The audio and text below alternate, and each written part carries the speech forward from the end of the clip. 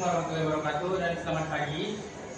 Di sini kami dari kelompok 1 akan mempresentasikan hasil diskusi kami mengenai penelitian kami yang berjudul dampak efisiensi renovasi lapangan Merdeka Medan terhadap perkembangan UMKM lokal. Sebelum kami memulai presentasi kami ingin memperkenalkan diri terlebih dahulu. Yang pertama ada saya Alvin Barnalam Fregat sebagai moderator. Kemudian ada saudari Kurnia Simolon sebagai pemateri pertama. Kemudian ada saudari Queen Helen sebagai pemateri kedua dan saudari Hairani Aprilia sebagai pemateri ketiga. Baiklah, langsung saja untuk materi pertama akan disampaikan oleh teman kami, saudari Kurnia Simolon. Saudara Kurnia, silakan. Baik, terima kasih moderator. Materi yang pertama yaitu latar belakang, di mana latar belakangnya itu berisikan lapangan Merdeka merupakan salah satu ikon bersejarah dan ruang publik utama di Kota Medan yang memiliki strategis dari segi sosial, budaya, dan ekonomi. Sebagai ruang terbuka hijau di pusat kota, lapangan Merdeka telah lama menjadi tempat berkumpulnya masyarakat berbagai aktivitas, mulai dari olahraga, rekreasi, hingga kegiatan ekonomi seperti bazar dan pasar rakyat. Namun seiring berjalannya waktu, kondisi lapangan Merdeka mengalami penurunan kualitas akibat berkurangnya perawatan dan pengelolaan yang optimal. Hal ini mendorong pemerintah untuk menunjukkan proyek revitalisasi pada tahun 2002 dengan tujuan mengembalikan fungsi lapangan Merdeka sebagai ruang publik yang modern, nyaman, dan multifungsi serta mendukung pertumbuhan UMKM lokal. Adapun batasan masalah dalam penelitian ini, kami membatasinya pada UMKM di sekitar lapangan Merdeka modern yang terpengaruh langsung oleh revitalisasi. Fokusnya adalah efisiensi renovasi dalam waktu, anggaran, dan kualitas hasil serta dampaknya pada peningkatan pendapatan, jumlah pelanggan, dan keluasan usaha UMKM. Dalam penelitian ini hanya mencakup area lapangan Merdeka dan analisis dampak yang dilakukan dalam jangka pendek pasca renovasi. Adapun identifikasi masalah, yang pertama kondisi lapangan Merdeka yang sebelumnya kurang terawat, mengurangi fungsi sebagai ruang publik dan pusat kegiatan ekonomi. Kemudian yang kedua, efisien dalam pelaksanaan renovasi menjadi tantangan baik dalam segi waktu, anggaran, maupun hasil yang diharapkan. Ketiga, belum jelas sejauh mana renovasi memberikan dampak positif terhadap perkembangan UMKM di lokal di sekitar lapangan Merdeka. Kemudian ada kurangnya keterlibatan masyarakat dan pelaku UMKM dalam perencanaan revitalisasi dapat menyebabkan hasil yang tidak sesuai dengan kebutuhan mereka. Kemudian yang terakhir ada potensi komersialisasi lapangan Merdeka dapat mengurangi aksesibilitas bagi UMKM lokal dan masyarakat umum. Adapun rumusan masalah, yang pertama, apa saja dampak yang ditimbulkan oleh renovasi lapangan Merdeka terhadap pertumbuhan UMKM lokal di sekitar area tersebut. Yang kedua, sejauh mana renovasi lapangan Merdeka dapat meningkatkan pendapatan, jumlah pelanggan, dan perluasan usaha bagi UMKM yang beroperasi di sekitarnya. Dan yang ketiga, apa saja tantangan yang dihadapi oleh UMKM lokal setelah renovasi lapangan Merdeka, terutama terkait dengan aksesibilitas dan potensi komersialisasi ruang publik. Sekian yang saya sampaikan, saya kembali kepada moderator. Terima kasih kepada saudari Kurnia Simolon. Untuk materi selanjutnya akan disampaikan oleh saudari Queen Helen. Saudari Queen Helen, silakan. Baik, terima kasih atas kesempatannya. Di sini saya akan menjelaskan mengenai penelitian dari penjelasan kami. Yang pertama, memahami dan menganalisis berbagai dampak yang ditimbulkan oleh renovasi lapangan Merdeka terhadap perkembangan UMKM lokal, baik dampak positif maupun dampak negatif. Yang kedua, mengetahui sejauh mana revitalisasi lapangan Merdeka berkontribusi pada peningkatan pendapatan, jumlah pelanggan, dan perluasan usaha bagi UMKM di sekitarnya. Dan yang terakhir, mengidentifikasi dan mengevaluasi berbagai tantangan yang dihadapi oleh UMKM lokal pasca revitalisasi, termasuk masalah aksesibilitas dan potensi komersialisasi ruang publik. Selanjutnya ada manfaat penelitian kami. Yang pertama, di bidang manfaat akademis, yaitu memberikan kontribusi pada pengembangan teori terkait revitalisasi ruang publik dan dampaknya terhadap ekonomi lokal, khususnya pada sektor UMKM. Yang kedua, manfaat praktis, yaitu memberikan wawasan bagi pelaku UMKM lokal mengenai strategi dan langkah-langkah yang dapat diambil untuk memanfaatkan fasilitas dan peluang yang muncul setelah revitalisasi. Dan yang ketiga, ketiga, manfaat sosial dan ekonomi, yaitu membantu UMKM lokal memahami dampak revitalisasi terhadap usaha mereka serta memberikan rekomendasi untuk mendukung pertumbuhan ekonomi lokal melalui optimalisasi ruang publik. Adapun kajian pustaka yang pertama dari teori revitalisasi. Revitalisasi didefinisikan sebagai proses menghidupkan kembali suatu kawasan yang sebelumnya kurang terawat. Menurut Peraturan Menteri Pekerjaan Umum Nomor 18 Tahun 2010, revitalisasi adalah upaya untuk meningkatkan nilai dan lahan atau kawasan melalui pembangunan kembali.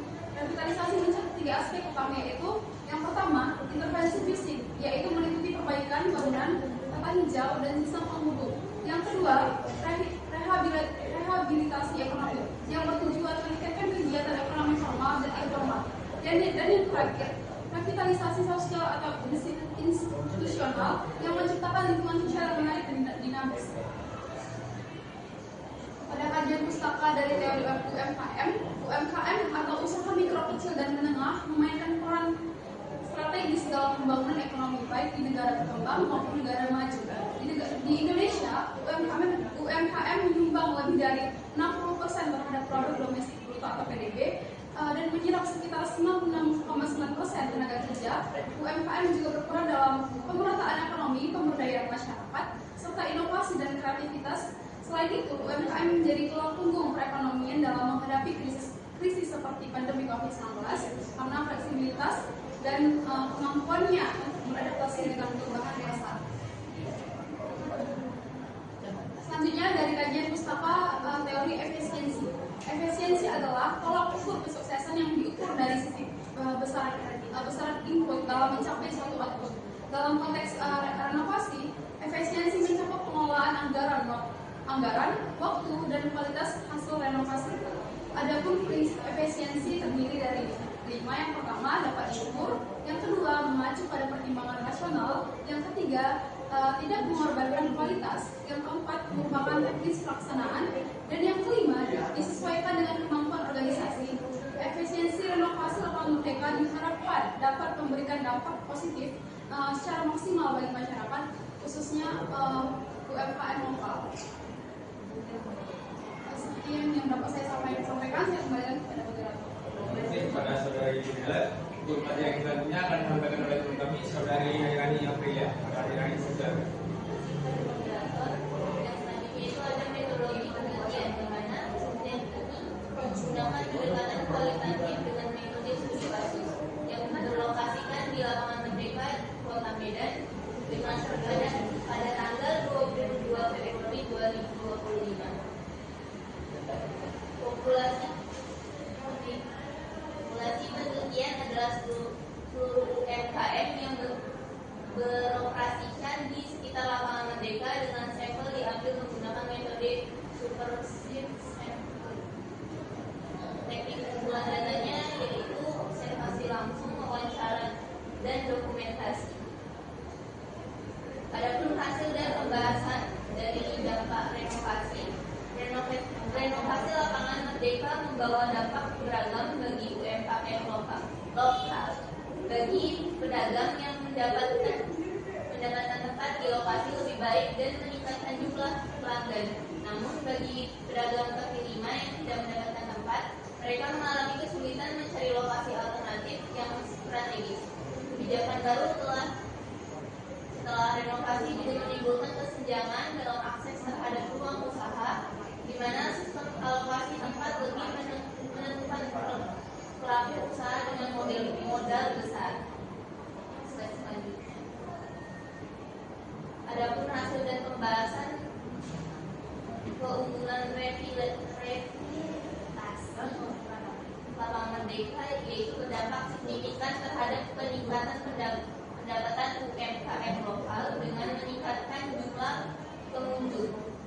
Pelaku usaha memperoleh peluang lebih besar dalam menjangkau konsumen baru. Selain itu, revitalisasi juga membuka peluang bagi UMKM untuk memperluas usaha mereka, baik dengan membuat cabang baru maupun meningkatkan kapasitas produksi. Namun, tidak semua UMKM merasakan dampak positif yang sama, terutama pedagang kaki lima yang terdampak oleh kebijakan penertiban. Adapun hasil pembahasan dari tantangan utama yang dihadapi UMKM lokal pasca rehabilitasi adalah stabilitas dan potensi komersialisasi ruang publik. Banyak pedagang kaki lima kehilangan tempat usaha mereka akibat aturan baru terkait zonasi dan kebersihan.